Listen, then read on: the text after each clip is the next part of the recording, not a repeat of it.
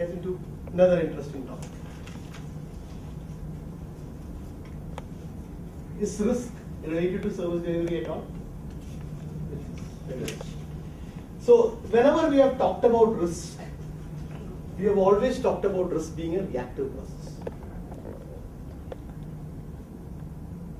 Or is issue a reactive process? Or issue and risk the same? No, not at all. Go and look at all your risk logs. As part of PMRs, you maintain risk logs, right? Read them after you go back from this course and say whether they're really a risk or an issue. At least 90% of what I've read are things which are already happening. Then how is it a risk? It's an issue. It's already happened. It's already materialized. So the whole idea of risk is that you are able to do some actions which will either prevent or mitigate the impact of something happening in future. That is where risk is. So the problem that we have today is we delegate risk management down to the who is logging the risk. I wouldn't be surprised in some engagements a junior guy is logging the risk. And the danger is that he is not able to really articulate the risk. What is the real risk? And again, if you read the risk description, it doesn't tell you what is a risk. Because a risk can have a number of connotations. Is it a delivery risk? Is it a market risk? Is it a political risk? Is it a reputational risk? Okay, I'll give you this example now, right? Okay, now let me ask you this. Have any of you gone through risk management programs before? Any sort of risk management programs? Done the ISO. Have you done 31,000? Not as part of the 9,000 series. Yeah, so this is ISO 31,000, which is redefining the way. Purely. Okay, so let me ask you this. This will be an interesting conversation, I know. So, you all have cars, right? Most of you drive them as well. You have a brake on the car. Why do you have a brake? Stop. Okay. Reduce the speed. Okay. Give me more ideas. To control the sure there is no accident. You don't hit the other guy. Okay. Control the Control it. Okay. Go on. Two more ideas. I'm not saying anything, but then I'll give you a perspective. reduce the risk of you dying. Right? Reduce the speed of the car. Reduce the speed, stop the car, reduce the risk of you dying. Other safety. Reduce the risk of causing an accident.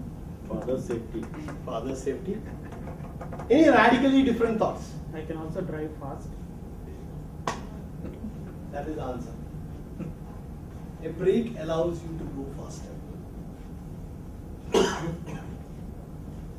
Brake allows you to go faster. Because I have the assurance that I have done the mitigation which allows me to go faster. Now let's think of another way. Also right direction. Find some very find directions. Yeah. Now, but the principle is this is where they have turned risk management completely on its heels. Right? The other side of risk is what? If you assume a risk is a coin, right? And one side is what you call risk. What is the other side? Opportunity. Opportunity is the mirror image of risk. Now, if you agree with that, do you agree what he says? The brake allows you to go faster. Correct. This is the way we have got to start looking at risk. So when you start looking at risk proactively, you will have to see what is the impact of me managing the risk. If the impact of me managing the risk is opportunity, it allows me to go faster. So risk is not just about managing failures. Risk is also about managing.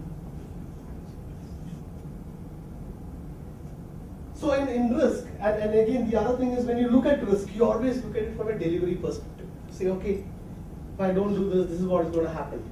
You have to look at the entire ecosystem. When we went to that first slide and we looked at, when we had to recognize our symptoms, there were so many stakeholders in this. Right? I think it was Shell. Right? Now, give me an example. I may get the names wrong, pardon me for that, but in the what is the sea between United Kingdom and France? Was it Black Sea or North Sea? North Sea. North Sea. Black Sea is on the Scandinavian. So, North Sea has got a lot of drilling, oil drilling. Right? So, a lot of organizations do oil drilling. So, I think it was Shell, and as I said, yeah. That, Yeah, I don't know who's somebody's got. I think it is mostly Shell. I think it is. They had a drilling plant, right? And they found that there was something wrong with it, and they had to decommission it, and they had to start a new drilling area. But to decommission it, they had to ensure that whatever residual oil was there had to be removed, which means it had to be put back into the ocean. Right? So, and they identified that the environmental impact of that was low, relatively low. It wouldn't have damaged so many species. They got all the approvals, and they were about to decommission. Then an NGO came forward, and they did a statistic which showed that this would have created so much of the marine life would have died, or they would have carried infections, and the food chain would have got affected and all that, which led to a massive loss because all the stores were with Shell, whoever it was stoned and closed, right? And they had a massive loss. Now, what happened is, in the entire risk mitigation plan that Shell had, they ignored an NGO. So they did not recognize that NGO could also be a stakeholder in their business. So they went to the government agencies, they got their clearances, but they forgot to ignore an NGO who could have.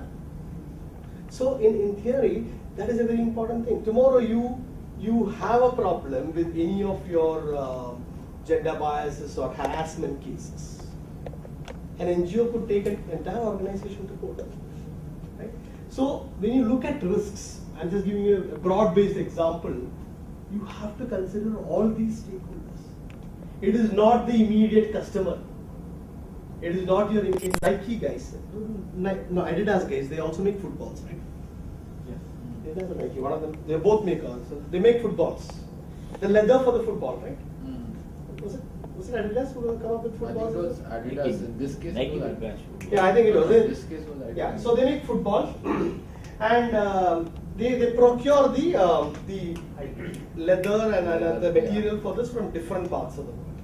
So in Bangladesh, this is all finally done in Bangladesh, and that's where they create and then they finally ship it out. There's a village where they got a child, so they procure it. They don't know who their supplier